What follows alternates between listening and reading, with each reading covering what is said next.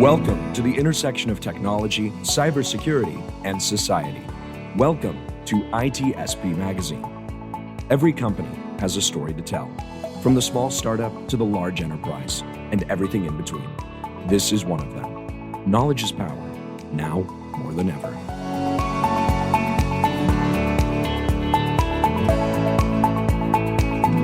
All right, everybody. Here we are. This is a Redefining Society podcast with a spin on a brand story. And it's with a good friend of mine, and brought another friend. And your friend is my friend, so everybody's welcome. And we're going to talk about something that was in the news quite a bit in the past few days, and is a research done by the Mozilla organization. They do a lot of privacy versus convenience, security, safety. Kind of get confusing there. We're going to touch on that as well, and we're going to talk about the stuff that we drive, those things with four wheels that we'll feel very comfortable in it, but now we don't have to worry just about the engine or the electric battery, whatever you drive, but we have to worry maybe about what that car knows about us and how it may touch on our privacy, our safety, our security. Again, enough talking. I want to introduce Chris and Ingrid. They're here with me. How are you guys doing? Doing good. It's always a pleasure to talk to you, Marco. Always a pleasure. And I brought a friend today. Yes. You want to introduce your friend and yourself? Yeah, I'll say hi to everyone. It's great to be here. Appreciate it. I'm Chris Pierson, the CEO and founder of BlackCloak. BlackCloak's digital executive protection, protecting corporate executives, key personnel, executive team, board members in their personal lives. Partner with the CISO, partner with the CSO. We protect the other 12 hours a day so cyber criminals don't hit them there and then get back into the company. And I actually, really lucky, brought along a 16-year-old friend of mine who's served in multiple different roles in privacy and banking, information assurance. So our chief experience officer, Ingrid Gliottone. Yes, pleasure to meet you all. And, as Chris mentioned, my team is responsible for onboarding our clients and helping to assist in that ongoing support, advice, and guidance, relevant to the topic that we're discussing today, for sure. Absolutely. It's going to be fun. Yeah. And you have a big responsibility. And I mean, we go way back ourselves. We're not going to date each other, but we've known each other. I've known about this company since before it was even a company, when it was an idea. And I always thought it was something that eventually we will have to put into consideration for the level of security that we need outside of the famous wall, the perimeters. Is there even a perimeter anymore, right? It's just like the castle walls. You got to get outside the castle walls. Back then it was the stagecoach or horse-drawn carriage, and today we're talking about getting outside the corporate walls. And just so happens, might have been your Tesla or your Lamborghini or your vehicle that we're talking about in terms of privacy and cybersecurity and how it all relates. So it's gonna be fun. Yeah. Well, why don't we start with that, and then we dig into this article in more detail, because it has some really impressive, if not scary, information in it. But let's start with that. I kind of throw it at the beginning. And I know, Ingrid, if you want to take that, or Chris, this sometimes confusion between the interpretation of what is safety, what is security, what is privacy. Is it just one bundle, or we need to look at it from different perspectives? Coming from, a very broad privacy space, I would say it's a combination of both. You really need to be complementing and bringing those together, both privacy and security, especially with when it relates to even the data and how it's being shared and used by organizations. Yeah. And Chris, is that easy to explain, or people grasp it right away, or you have problems when you try to define that? Yeah, I think that there's a real hard interplay here. A lot of times people will say, "Oh my gosh, I want to, get an example here. It's like, I don't want Facebook sucking up any more of my data. Don't want this. Don't want that. I'm not going to use it." But they're still using it, but they haven't actually gone through privacy settings. And so the amount of digital exhaust that they're producing is huge. It's enormous. They're literally just, kind of sharing out so much data about them and their family and likes and dislikes and all the rest. And then they worry about the onward use of it, but they're actually the cause for that. And then separately, like different hat on, like, oh my gosh, it's like my private messages aren't my private messages anymore because somebody was able to gain control of my account. And I didn't have dual factor authentication on it. I didn't even know I could. I didn't even know I should. And it's one of those things where, well, you just lost access to your contacts, your private messages. You just lost access to, other things about you, but you're also leaving a bigger digital exhaust. And also your security's been violated in some form or fashion. And is it privacy? Is it cybersecurity? And the answer is, well, yes. It is. And it's that coming together of those things that just, they are inextricably intertwined. They're the yin and the yang, and we have to think about them in similar veins. And a lot of this is simplifying things for the audience. Privacy, cybersecurity, they're two different sides of the same coin. They really can work in harmony together, or they can work against you. But I mean, we see people struggling with these items, with these topics each and every day, each and every week, and it so needs a concierge touch on it to actually explain it. Yeah, and I think a lot of it is that you mentioned those privacy settings, right? They're so far down in the settings fields that you don't even know as an end user on where to go and what they mean and what sort of implications. It's sort of like trial and error unless you have someone that really understands those settings to be able to help further, secure and peel back the information that you're sharing, or maybe unknowingly are sharing and disclosing. So there is this trick that I think all the time that could solve a lot of problem. We're talking about this before start recording, like, opt in, opt out, right?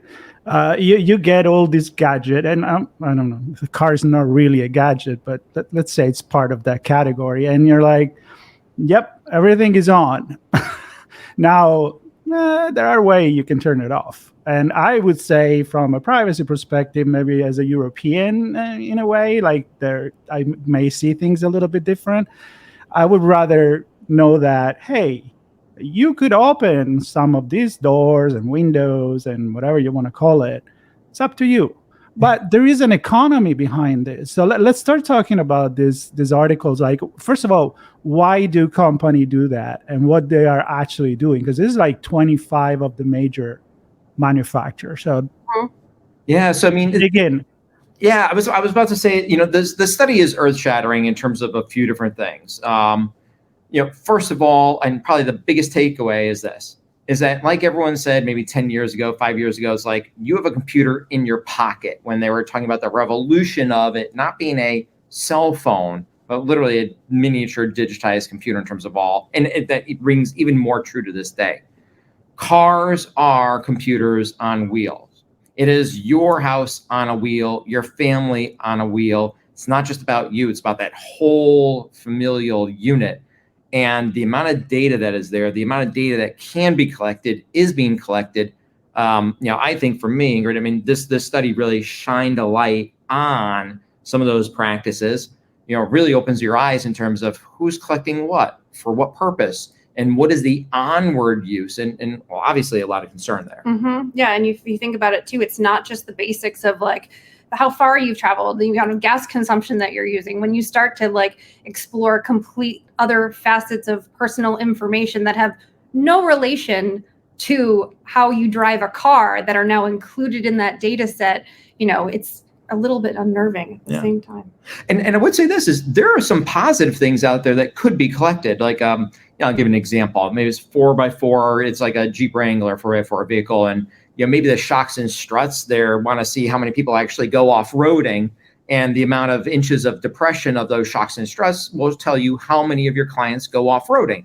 And if it's like 80% of people that have a Jeep Wrangler go off-roading, well, get better shocks, get better struts, sell different, extra gas cans, or sell things around to them that's actually going to complement the lifestyle that they want and how they want to use the car. I think there are some really cool benefits to data collection for purposes that an individual consumer would say, yeah, that's something that would be cool. That's something that appeals to me and something that I can get my arms around, as opposed to a little bit darker, seedier side. I mean, I wrote down two things.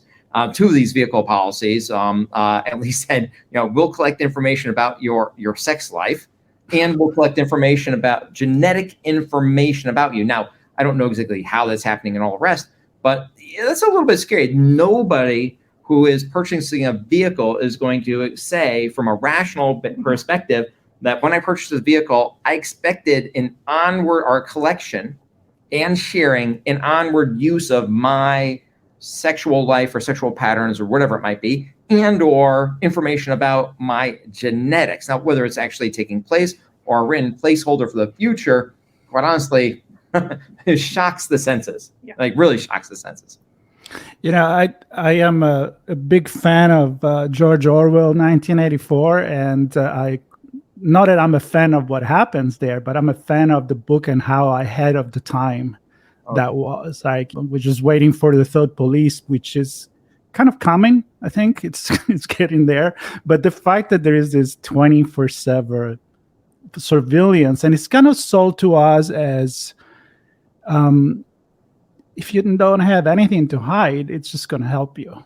And I don't know if this is necessarily truth, but it's shocking, all of this. Yeah, I mean, what's interesting is Ingrid and I both, worked together back at the Royal Bank of Scotland days, and people view things very, very differently. The United States, we view privacy more in a patchwork quilt of things, and it's more, hey, you can opt out if you want to, but everyone's opted in by default. Mm-hmm. And the European Union takes a look at things from a privacy as a fundamental human right. You're not going to collect things unless you say and tell me, and allow for that free exchange and sharing of what you've actually collected, and also the removal of it. Two very, very, very different models. And yes, there does need to be, in terms of like, look, you download a free app on your phone, you are the product. Everyone should understand that in some form or fashion, but I still grapple with does everybody know? Are we explaining it to everyone in a way that they understand? And are we giving people easy ways by which they can opt out? The problem I have with the car is it's not a free app. It's not a $1.99 app. It's not just a tool that's used once a month. I mean, this is one of the, next to a home, I think it's probably a correct statement, next to your home, this is probably the most significant financial purchase you make, 40, 50, 60, definitely whatever it is, but you're also captive in the vehicle. Mm-hmm. Like once you buy it, you don't have a choice. You can't just be like, oh, I don't like the privacy policy, so I'm just going to leave it in the garage and I'm going to go get a, 1967 Volkswagen that has no internet connectivity. It's, you want the advances, you want the airbags to go off, you want the sensors, you want all of those things that will improve your life and the lives of the loved ones in the vehicle. I think, it's mind-boggling. I know I get excited when I hear about new technology features and functionality that come out in the newer models of cars, and that's the exact reason why we want to buy them in the first place, right? Yeah. But I can't recall the last time I was in a car dealership and I had someone review the privacy policy with me before signing to say, this is what I'm entering into. Do you agree? Yeah. Right. I remember the first car when I was a kid. I would care if it's how fast it is, how large the tires are, and how much can handle, and if there's a good stereo system. We didn't have to worry about this kind of stuff, and now I feel like people still don't really worry about this. They're like, whatever. So can we talk about what are the consequences? So, okay, they know where you are. They may know who is in the car with you. I mean, they're doing incredible thing. Like, okay, maybe the car doesn't start if you are drunk, if you're sleepy. So again, seems like they give you a lot, but all of that, somebody takes it, resell it, maybe to third parties. And some clear example of how does impact your security as an executive. I mean, you have a car that costs hundreds of thousands or close to that. And then all of a sudden that could be the way into your life. Yeah. No, absolutely. I think an interesting thing, let me tackle the they. It's so interesting who the they is. Like when we say the they, it's like, your whatever your car brand is, put it in your head, and that's the brand. It's like we've got the car manufacturer as one of the theys. You've got the audio entertainment infotainment system, and that's created by a third party and then implemented into the car. You've got the actual apps that ride on that system, which may be developed by a third party or none of the above. You've got the network chip that your car is on, which network is it using, which cellular network. You then have your device potentially that you're kind of jumping in and connecting into the vehicle. You have your network. You can actually have two networks that are sucking up the data just from being in the car. And you got your apps, and then you have all the associated third parties that are coming in. That the they is like at least 8 people is what you're talking about. At least 8 people. And that's scary because, well, who's the they? Who's the policy? Who's the this? Is there a policy for each one of those things? And the answer is yes, there is, and there are. And I don't know, but I mean, there's amazing amount of good things coming out of this. Crash detection, rapid deceleration, improvement of airbags and deployment, improvement of what you need to do in terms of side airbag versus front, and all the rest of the stuff, changing sensors, road drivability, and all the rest. There's probably a lot of non-personally identifiable information, aggregate level information that holistically can say, are we driving better? Are cars safer? What are the roadways like? And can be shared in the aggregate and anonymously to improve society. But then Ingrid, I mean, woe is me. We got a lot of, and especially from this report, we've got a lot of negative information, a lot of negative things coming out of this. When you think about as part of that report, like 84% of the companies, were found sharing the data, right? And 76% of them were even selling that data, with the blink of an eye. And then even consider over 50% were disclosing information to government agencies. And, the language used with that was, informal or formal related, right? And so you don't have a choice in the matter when this is happening. And obviously they're doing it for, a lot of it is monetary reasons, right? Yeah. They're sharing data and selling it specifically to either for future upsells or, add-ons to accessories for the car, or maybe for a future vehicle later on down the road, right? They're collecting it for that reason. Well, it's Marco, do you remember it was, way back when it was software was being sold and was like, well, hey, we'll sell you the software, and the software is, $10,000 to use the software. And it's just the permanent lifecycle license, and you buy it and you're done. And then, someone was like, well, let's actually have this be the recurring revenue model. It's like, well, it's not going to cost you $10,000. It'll cost you $5,000 or $7,000, but it costs you $7,000 each and every year. And you're like, huh? Wait, what am I doing here? And a lot of that is the same thing as to how can vehicle, I don't want to say necessarily manufacturers, but the ecosystem, how can you go ahead and mine that one-time purchase, which may last, I don't know what the average is for a vehicle, may last 10 years, 7 years, whatever it is. How can you go ahead and make continual streams of revenue from something which is a one-time purchase, and maybe it's in the adult life of someone that's only 5 vehicle purchases? How can you continually find ways to monetize that? And I think this is where the privacy policies and how they're written and what they're trying to do comes into play in terms of going a little aggressive, a little overly broad in terms of what types of things we want to do. And once again, we're the captive product. We're the captive subject, so to speak. And people aren't opting out.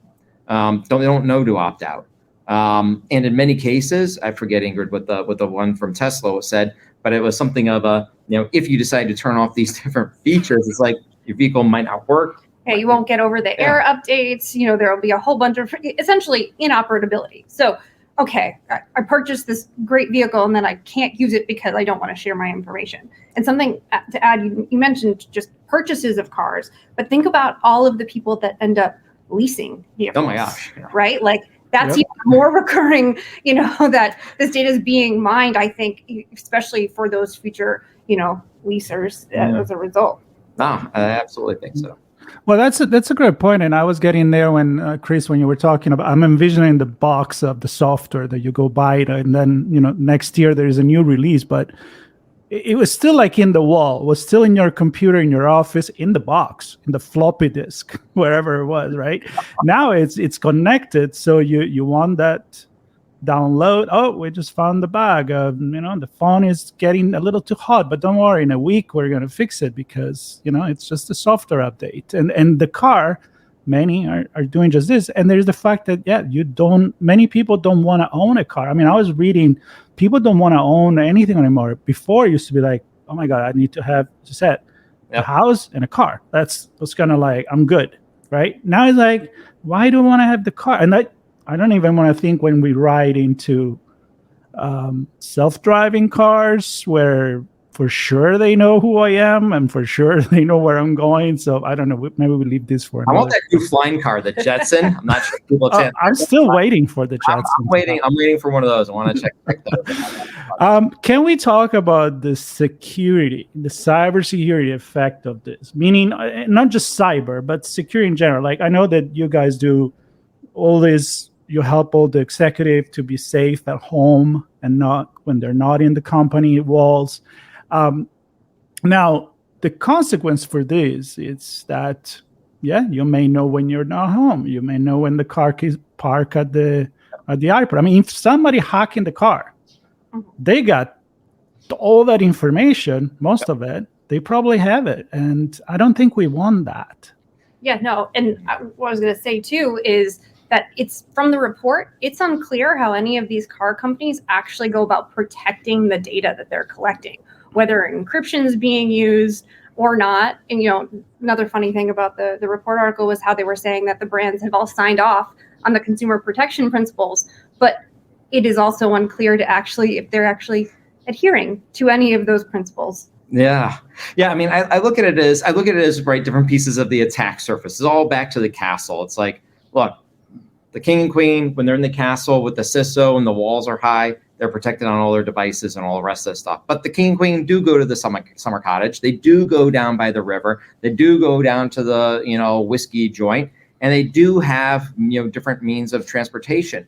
All of those are just part of an attack surface. The fact of the matter is that whether your car is connected to your home or not, you still have digital risks there, because of the data that the vehicle has and holds, especially on location. So location on where you're traveling, location on where the car is being parked. I mean, for our celebrity and sports star and rock star clients, they buy homes in obfuscated trust names. They have homes in the names of LLCs and other corporations. They're masking where they are. If you can just grab that data and try to figure it out, there's definitely a security attack surface that is there that is potentially big.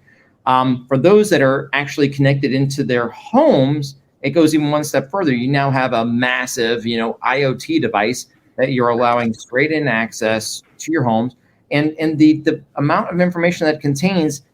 For many people, I think are doing a good job on if they rent a car, right? When they plug in, jack into that car, they'll click no, don't upload my whole address book. Some people do, but many people are a little more cautious on that. In terms of your own personal car, you're not cautious. My car, right? It's my car, so I'm going to connect. Yes, I want you to download my address book. Yes, I want you to have all this information about me. Yes, I want you to know which apps are connected and all the rest. And I want that full-featured functionality for a few reasons. Number one, for safety. I want to be heads up, looking around, and have all the stuff displayed on the map and the digital display there. Number two, I want the convenience of going hands-free and all the rest. So I'm going to share as much data as possible with my car, with my vehicle. So that attack surface, right, especially when you're sharing your information, you have your husband or wife or a significant other, a spouse or whatever's information in your phone. You're now sharing your address location there. You know where they are. You know the kids, where they are. You know all their phone numbers.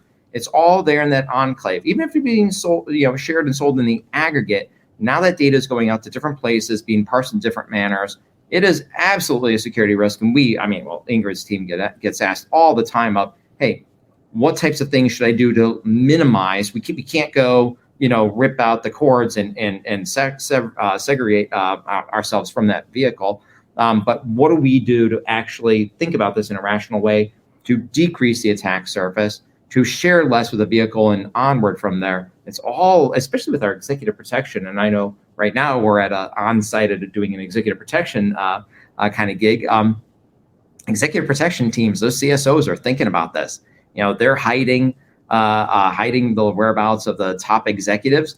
They have physical security protection details. If the car is literally leaking out all this information, just undercuts the whole program. I don't know. You guys deal with this every day. Well, and you mentioned leaking out information. That's knowingly providing, right? But earlier today we were talking about 0-day vulnerabilities, right? Apple having a lot of those, but also similarly, think about cars and updates. And I was recently with my parents in their vehicle, and it has a firmware update that's needed, right? Like, what from a software you're giving your car, granting it all this access to this data, like how are you ensuring that it gets updated? In some cases, you actually have to go into the car dealership with your busy schedule, like, or sometimes even just getting into the car dealership could be, That'd be a separate thing. Yeah. a problem to get in. And are you putting yourself even more at risk by not having, even those systems up to date?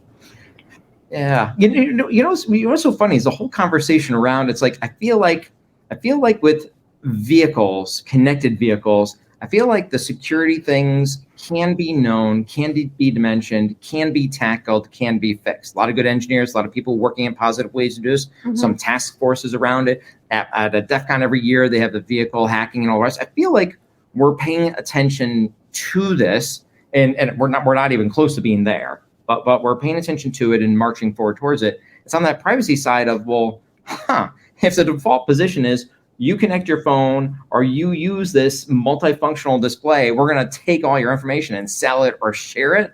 I mean, that just is, it's like a really, really big divide between, is that really what people were thinking when they bought the vehicle and what the expected result was? And what do? You don't, hey guys, I bought this car from you. I bought my Audi from you last year. I'm just going to go ahead and swing by and return it because I don't agree with the privacy policy. I mean, like how does that? There is no there. You can't, like, you're literally captive. Yeah. No, I would say it's definitely, and with our clients, it's on a case by case basis, understanding what their level of privacy, right? Do they want to be really restrictive in their privacy? Are they more okay with their data being shared? And trying to find that happy balance in their usability of a vehicle along with the sharing of their data. Can I just jump in here? Because I want to connect a little bit more with what you guys do, BlackCloak, and the idea. I feel like you just choose one of the worst possible job in the world. And that's the compliment because you're doing it right. But I mean, the way that I see it is every day is going to come out something new that is connected. The fact that we call a car an IoT device is just blow my mind. The Mozilla report said the cars are the worst product category we have ever reviewed for privacy. I mean, the worst. and you're buying a car because of safety, because it should protect you. So I don't even want to think about all the other aspect of your client's life that you have to think. I mean, you always have the thinking cap on. Yeah. How's that go? I want to be in one of our brainstorming session and go crazy. It's an exciting part of the job as I know. The landscape is ever changing and there's new attack vectors that are constantly arising, right? And so, it's definitely our end goal for any of our end users and clients on the platform is really to, help educate them, help them become more aware of all of these things that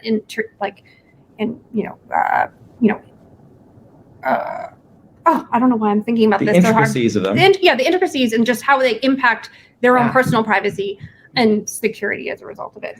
Yeah, I think it's like what is so exciting about BlackCloak is that it will never ever be a done product. It will never ever be a done platform.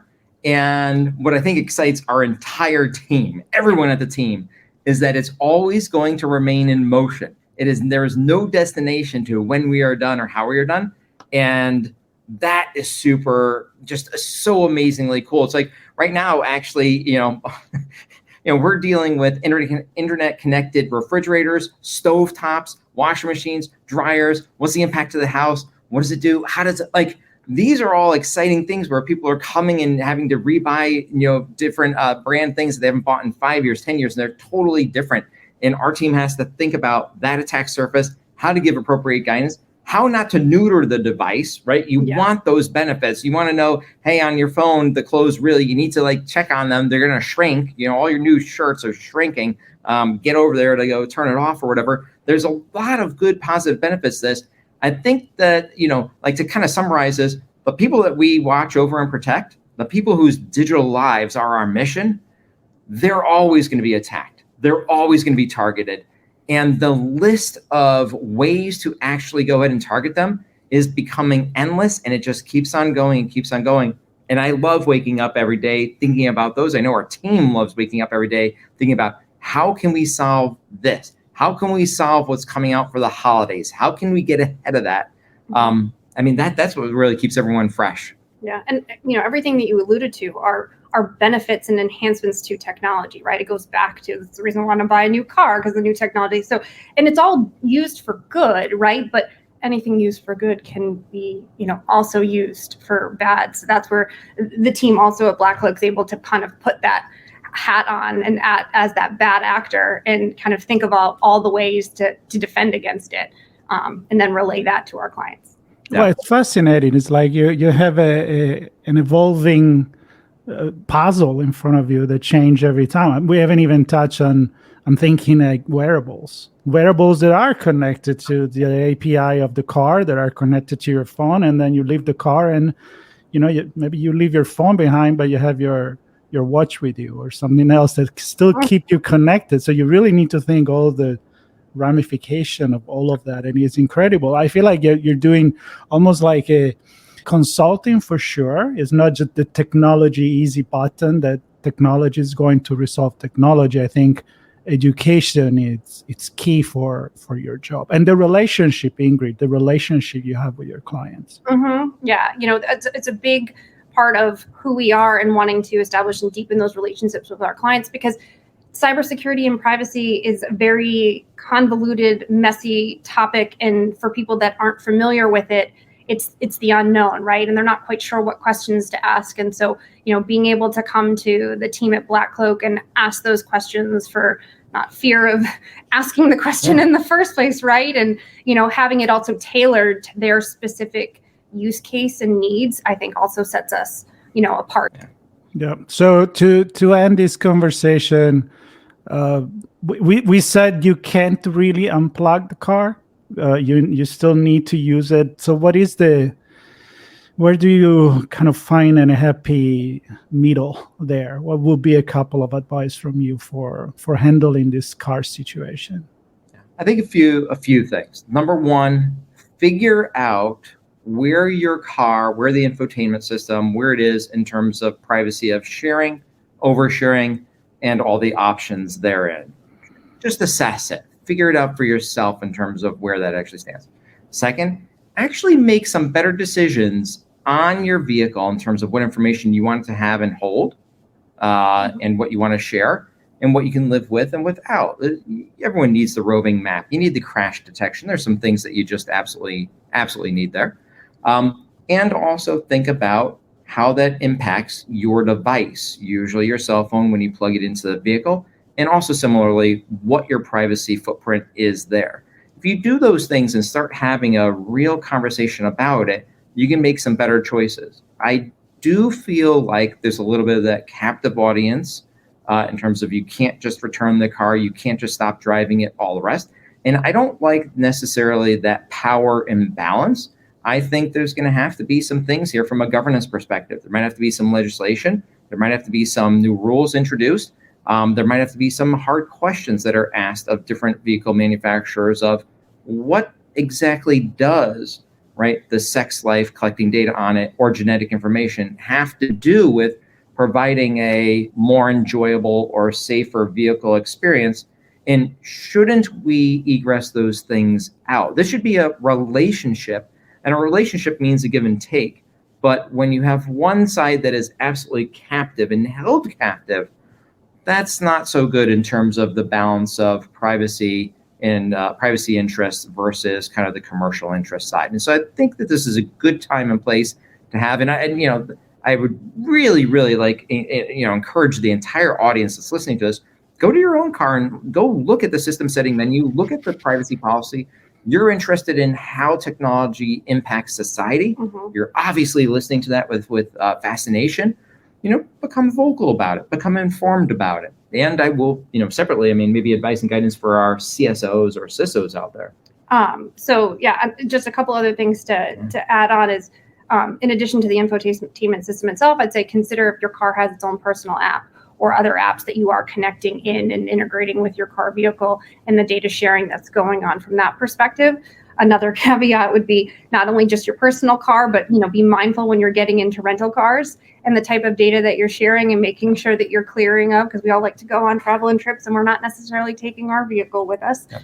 And then from a CISO perspective, I would say, just being mindful of, the information that's being shared on your executives and how that could impact them, kind of going back even to like a physical security perspective, if location tracking and things are going on. Huge impacts. Absolutely. Well, the car is a big factor. And I think a lot of people there be like thinking, I had no idea. I really like my car and now I'm afraid of it. But don't be afraid. Just be educated. Educate yourself. We can't stop technology. And I think maybe one day we'll talk about what AI has to do with all of this. But that's a conversation for another time. Chris, always a pleasure to hang out with you. Ingrid, a pleasure to see you again, and thank you for taking the time. I'm sure our audience will have more questions than answers, but that's good because that makes them think.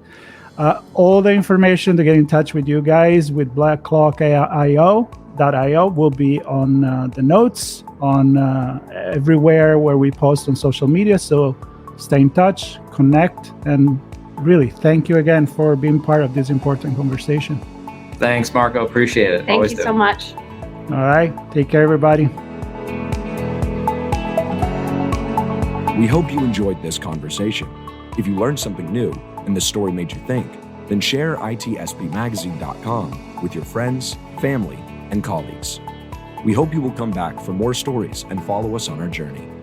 You can always find us at the intersection of technology, cybersecurity, and society.